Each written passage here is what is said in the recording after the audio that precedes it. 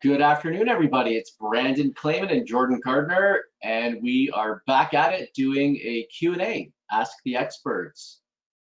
Before we dive into this, do me a favor. I know some of you here. Hi, Paul, and nice to meet you, Kathleen.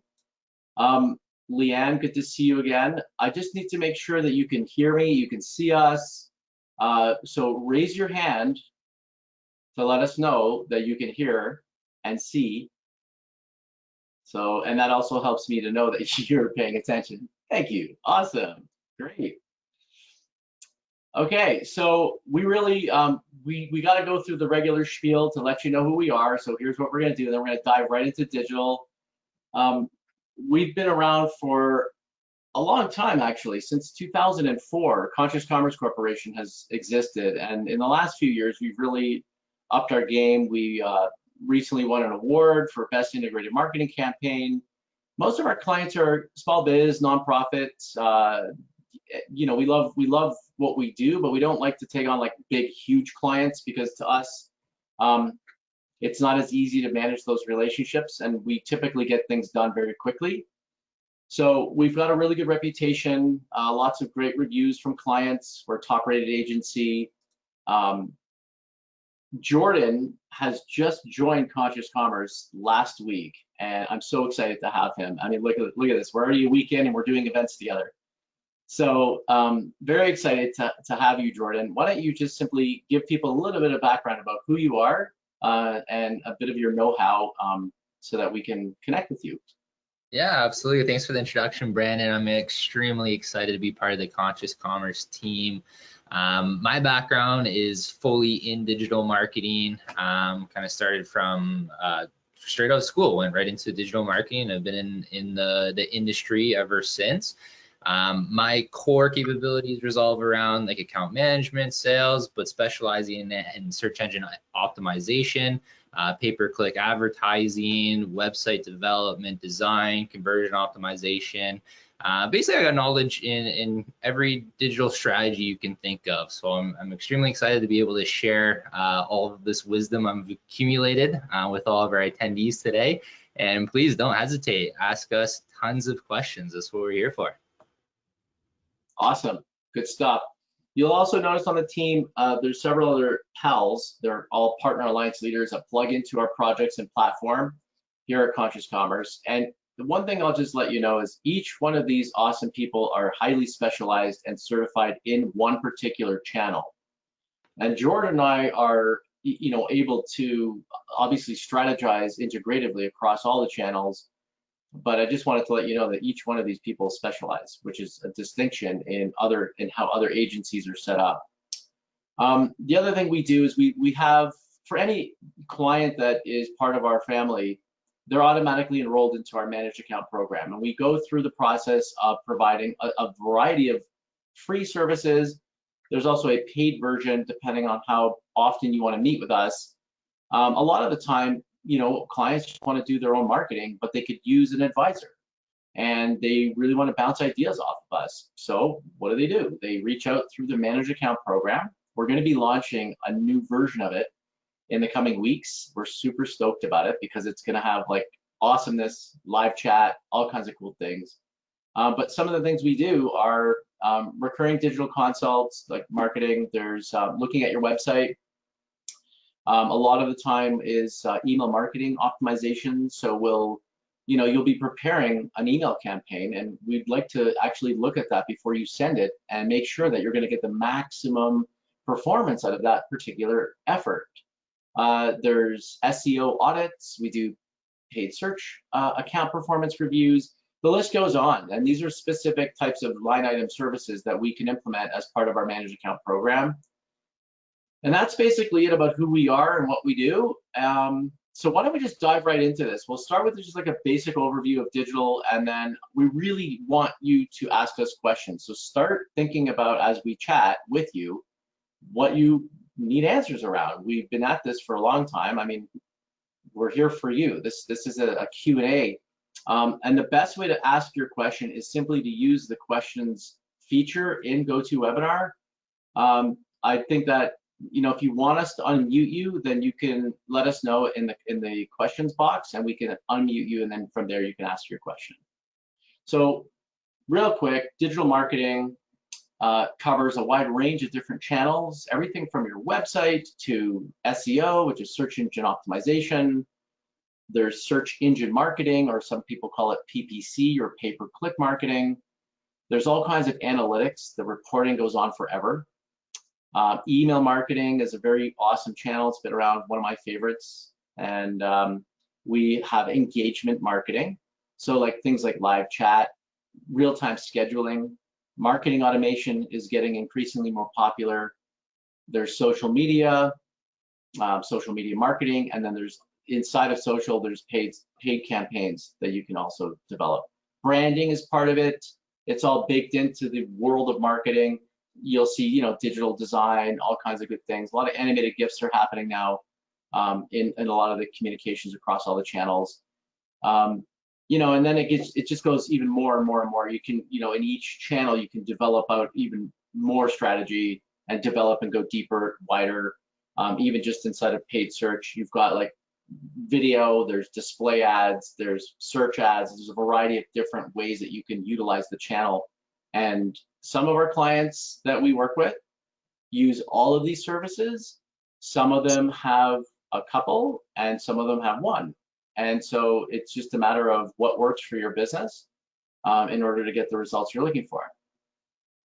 So like I said, we're not going to go too deep into every single aspect of all things digital. This is really more of an informal webinar. It's an opportunity for Jordan and I to connect together to work in serving you.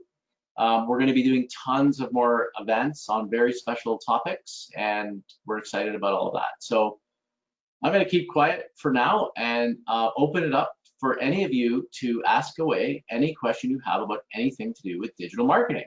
So start asking. If you don't ask questions, we're going to start talking about what we did this morning, and that's not going to be fun for anybody else. Yeah, I mean, some of you are also in different places as well when it comes to, the level of your marketing. I know with Paul, he's recently launched his website, and it's more of a newer business for him. And some of you have already been doing this for quite some time. So, why don't we ask you a couple of questions, since you're being a little bit shy right now. How many of you have ever dove into the world of search engine optimization? How many of you have actually tried to do SEO? You can raise your hand, or you can use the questions box, but I'm curious to see who's on here. How many of you have actually done anything around SEO? Do you have, do you want to raise your hand? Are you, okay, so Leanne has done that. Okay, good stuff. Awesome. So within SEO, have you looked at Google Analytics? Do you have reporting that you review every month? Do you have any questions about ranking or how to improve your ranking with SEO? And if you want me to unmute you, I will.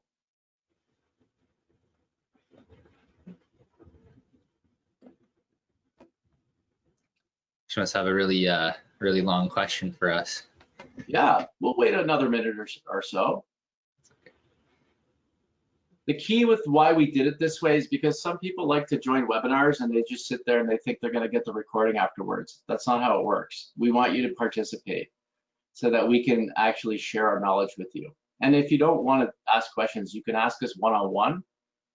Jordan can put the link for you to book us. That's fine. Yep. So here's a question. Thank you, Megan. Based on your feedback, we okay, got it.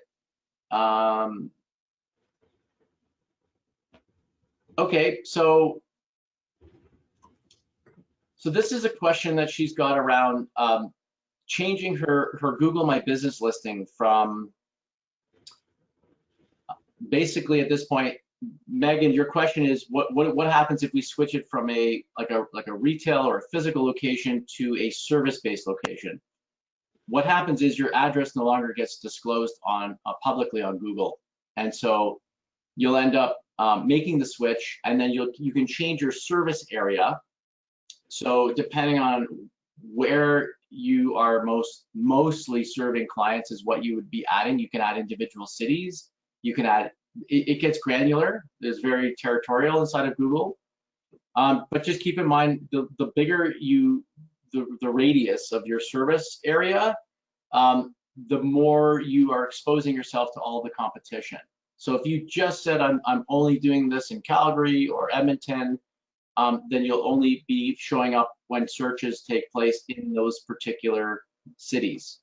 But if you said, I do all of Canada, or serve all of Canada, then now you're gonna, basically be, serving that whole country, and then in that, everybody else is gonna be part of that visibility in that listing.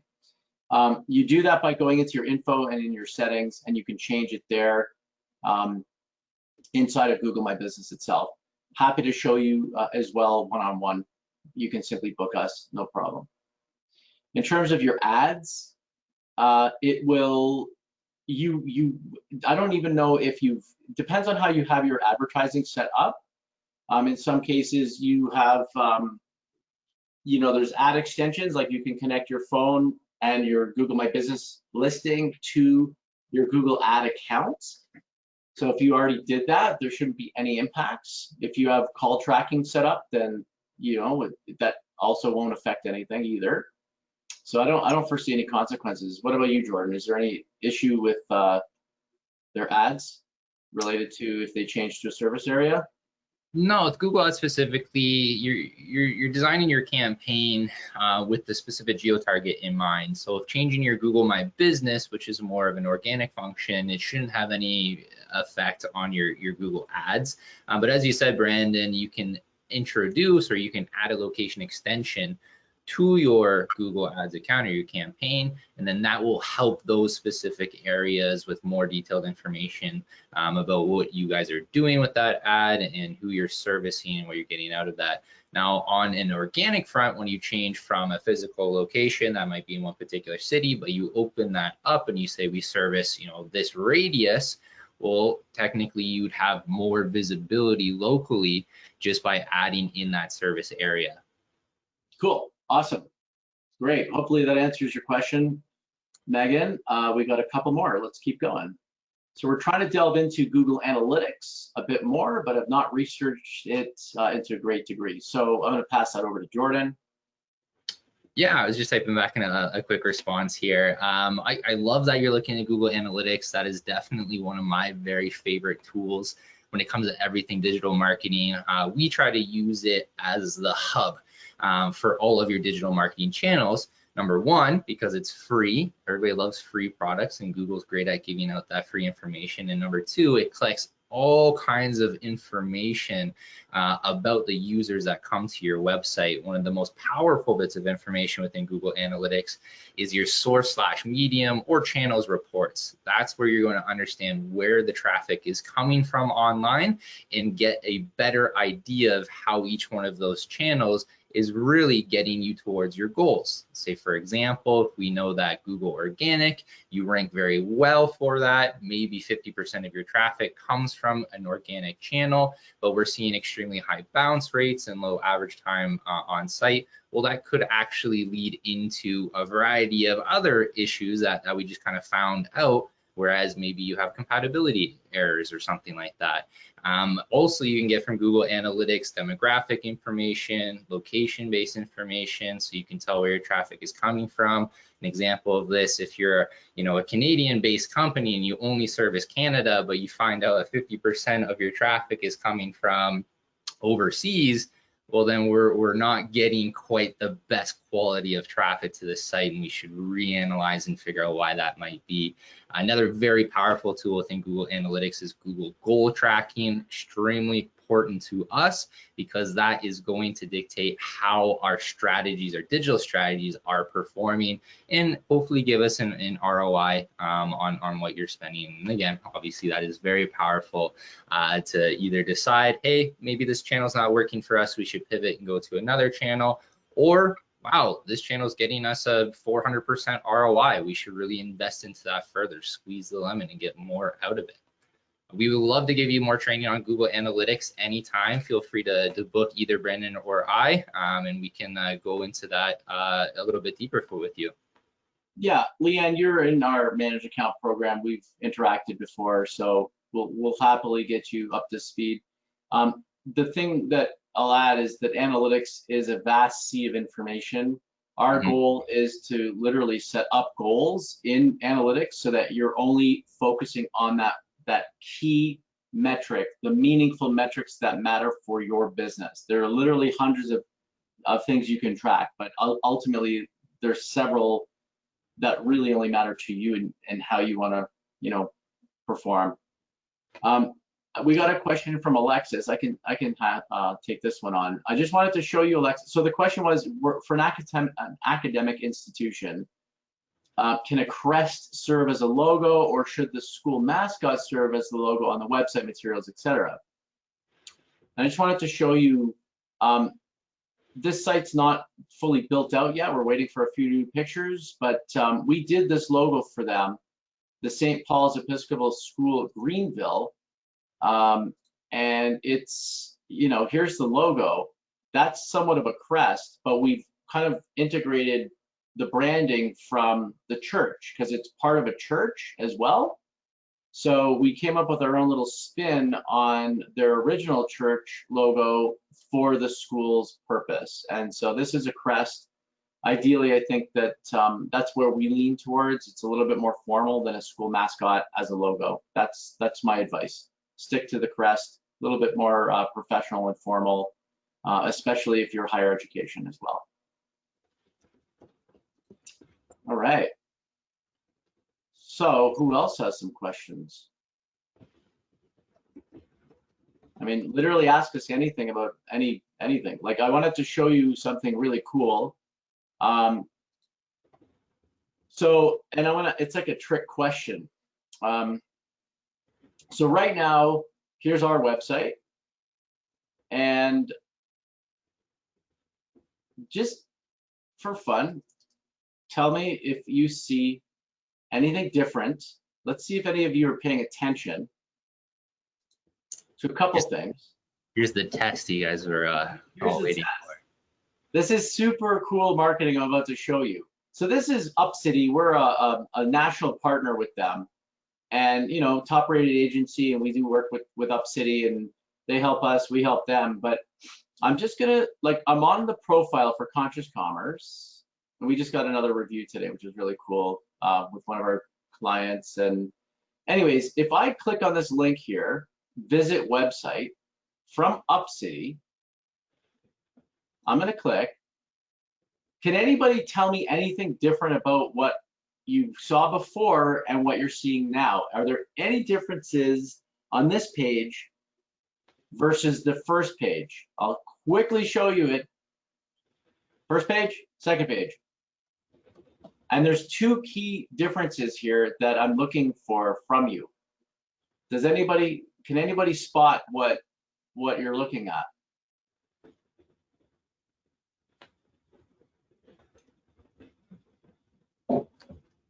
Okay, so nobody has responded, which either you're completely shocked and can't figure this out, but here's what it is. With this particular link on this button right here, what it is a UTM tracking link. So when we click on it and we get to the destination, you'll notice that it isn't just cc94.com, it has this information in it. And because our website platform, so first of all, the first change is that the link is different versus this one. This is just cc94.com. This one's a fully fleshed out URL with the UTM tracking. And then there's a logo of UpCity on here as well. So what happened was, when we have people looking at our profile on UpCity, they found us through Google, they came to UpCity, they're looking at our profile. What we're doing is we're dynamically serving content based on this URL.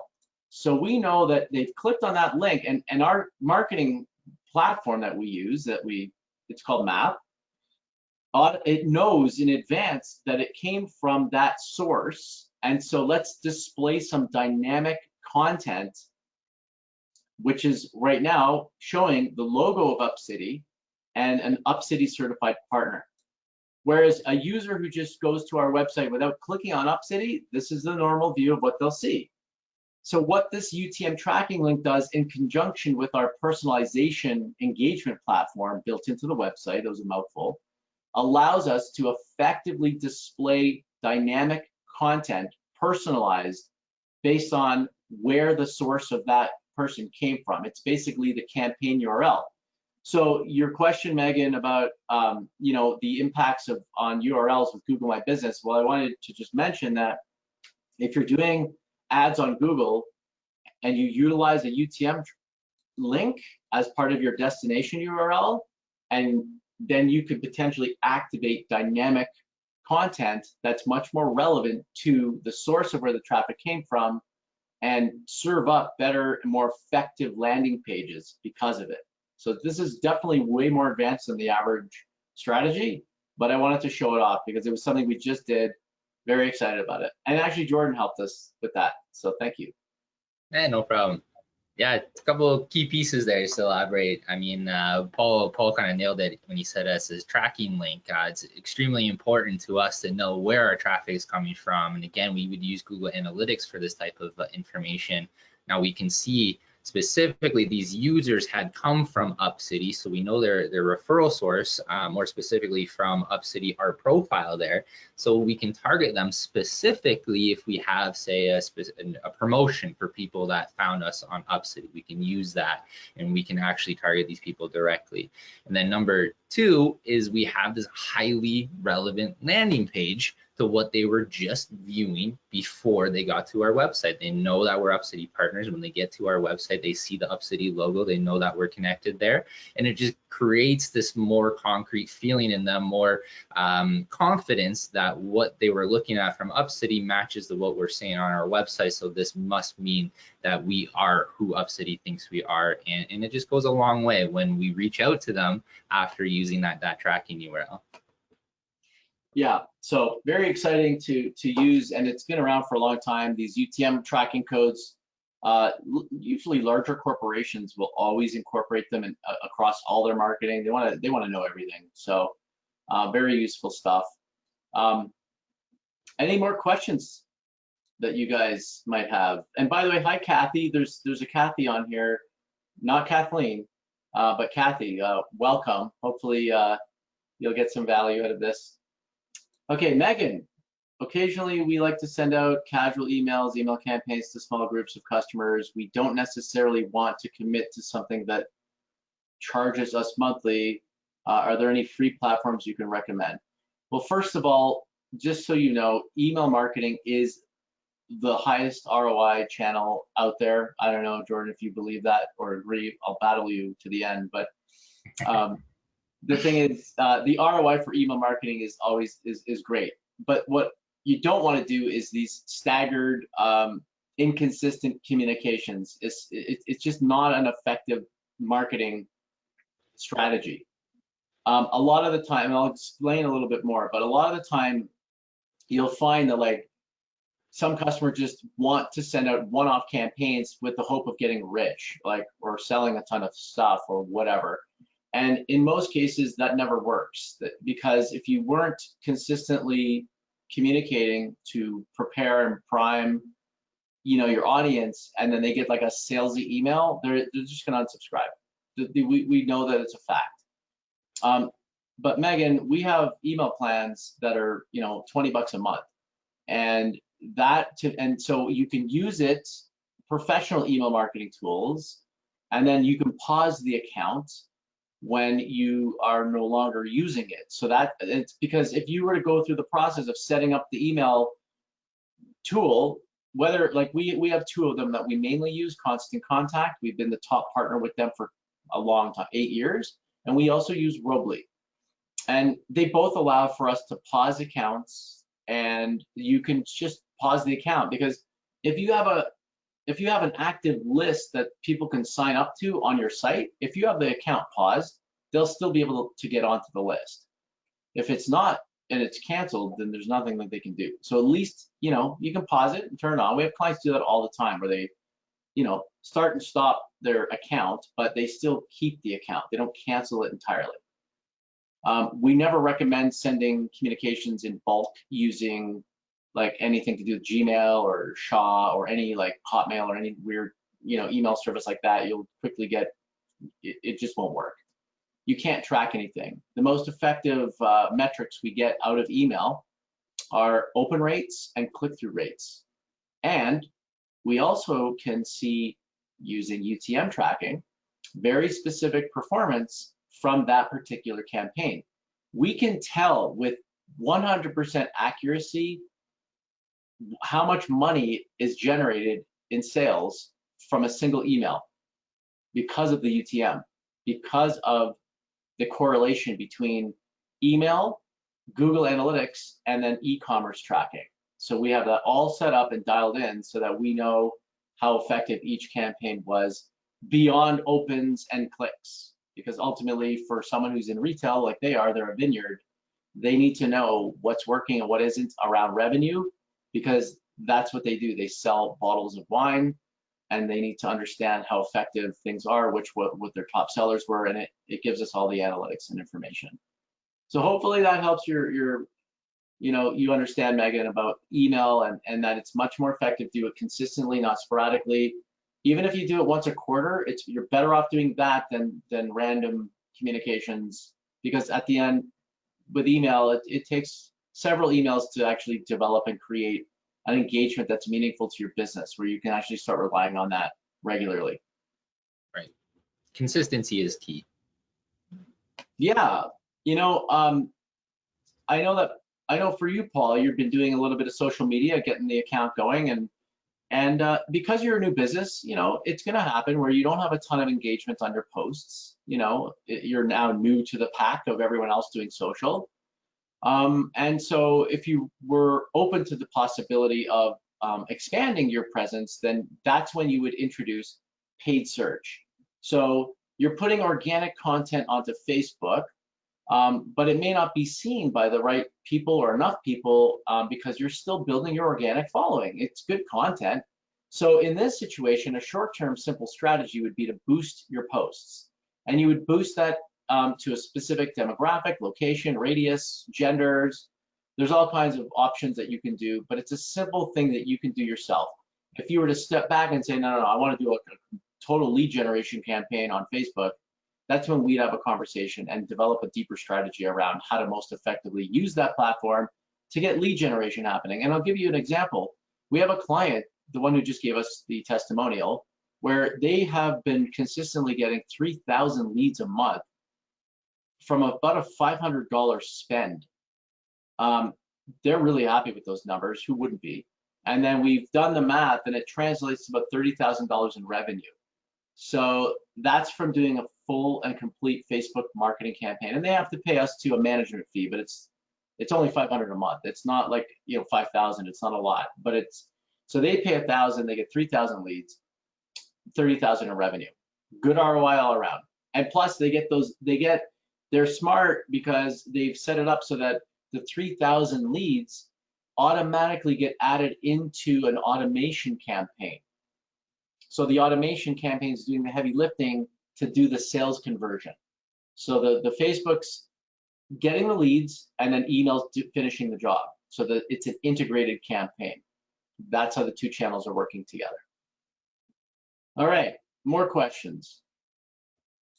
Here's a question for you. Would it make sense on your Google My Business listing, where there's a section on there to add a website? Would it make sense to maybe add a UTM tracking link on your Google My Business website URL? Because then, do you think that would help you? Would that create more awareness of where you're getting your website traffic from? I think it would help. Yeah. Yeah, exactly. Thank you, Paul. It definitely would help. When you add a UTM tag to your Google My Business account, that not only separates the Google My Business traffic that you're getting from just general organic, but again, this all ties back into those specific channels, which then bring in specific people, and we can use specific goals to figure out how to best communicate with them and understand their needs when they reach our website. So separating and getting granular with your information or with your data is another key to integrated marketing and having a successful digital strategy overall. Yeah, and you can see we've set it up on our, for clients who we manage their Google My Business presence with, we set this special tracking up. Google My Business has been a hectic to deal with during COVID, but we're making progress. But you can see we have a tracking link set up here. So when we look at the reporting, we know exactly how many clicks we got from that location and listing, and it's very useful information because again, we're seeing the actual performance realized, and that's important. Google My Business, now that our world is opening up again, I'm going to be working aggressively with Jordan to onboard a lot more clients around this one channel alone. Google My Business, people don't understand fully what it is, and what I'll tell you is that it is the transactional layer of the internet. It is the first thing that everyone sees on their phones, tablets, desktops, and laptops. And this is Google's global virtual directory. This is like the yellow pages of the world. And they have specialized metrics on here that essentially are calls. You get phone calls from this. We have clicks to the website, appointment bookings, and then direction requests. And now, of course, as the world opens up, the direction requests are going to kick in again. What we do for clients is we show you where you're at, and that's why we asked you on the when you sign up for this webinar, do you want a visibility report or a geogrid report? We'll generate that for you, no problem. Where you can see what it does is, if you're standing at the actual location, and I'll give you guys this link so you can request a geogrid report. If I'm standing, let's say I'm inside of Best Buy, and I'm on 17th Ave location. I'm inside of Best Buy. I'm just giving you the example of how this geogrid thing works. And I'm searching for laptops. Well, what's going to happen is this geogrid report will show me where does my business rank on Google Maps while I'm standing in this location looking for a very important keyword. And it shows you the rank report. So on the right-hand side, you'll see that they would be either 14th or 3rd or 20, depending on where you're standing, where you're physically located. Our job is to obviously improve the performance and get the ranking to be #1 for the focus keywords that we're putting into our line of sight, where we're building, writing all the content, we're doing all kinds of things to help make sure that your listing is getting the traction it needs to get the ranking. And we do the rank reports and everything. So you'd be surprised to see how many companies are not even, like, if I'm in a falafel restaurant and I'm looking for like Middle Eastern food or falafel, it's ridiculous how they don't even show up on Google Maps. And restaurants are notorious for not having websites, and they're just bad marketers all around, unless you're like a world-renowned Michelin star restaurant. But even then, you don't even have to have a website. The point is that for a little bit of effort, you can end up getting tons more business. And these listings are only going to become a lot more relevant. And they now are offering virtualized, you can see videos, you can see inside the locations, you can add all your pictures, and these photos get indexed into Google Images and other platforms. So it becomes a really critical spot. And I'll tell you the last thing on this is that most people, again, don't understand how relevant and important these listings are, and it has to do with the metrics that we get. We have websites that we build and launch, and then we launch Google My Business. we have with one of our clients, it's a Benjamin Moore location. Their Google My Business listing gets 500 phone calls a month. Their website gets like 200 phone calls. So in total, they get 700 calls. Wouldn't you think that the website would get more action from phone calls than Google My Business? No, it's just not true.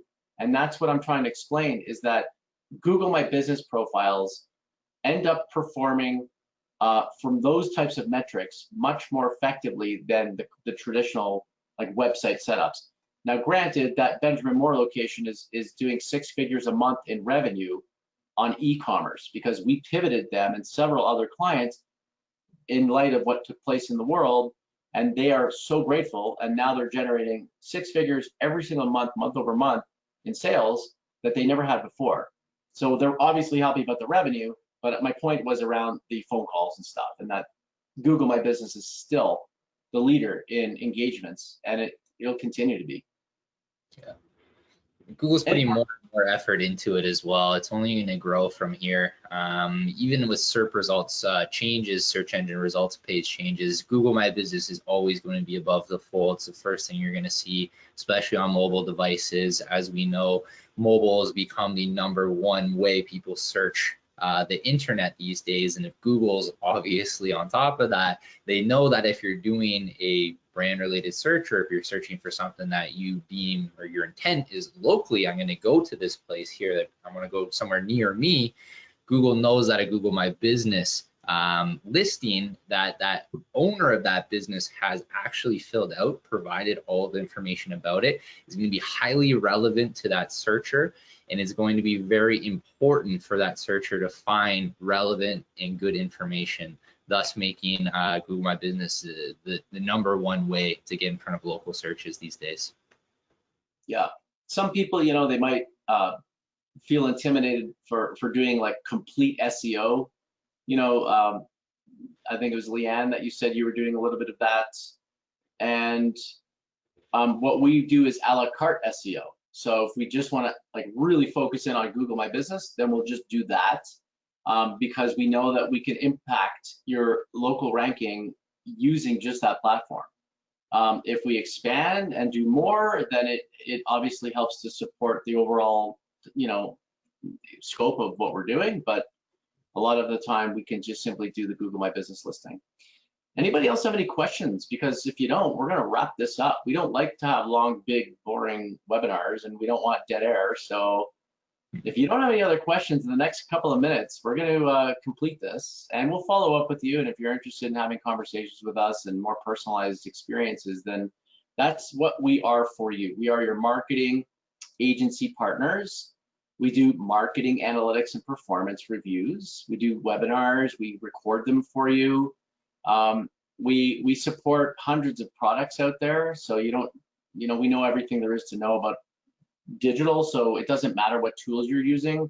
We understand the channels, we know the dynamics, and we know the metrics around the channel. You can have 100 different tools in one channel. It doesn't matter to us. So we'll quickly get up to speed there. But yeah, does anybody else have any other questions before we close it out?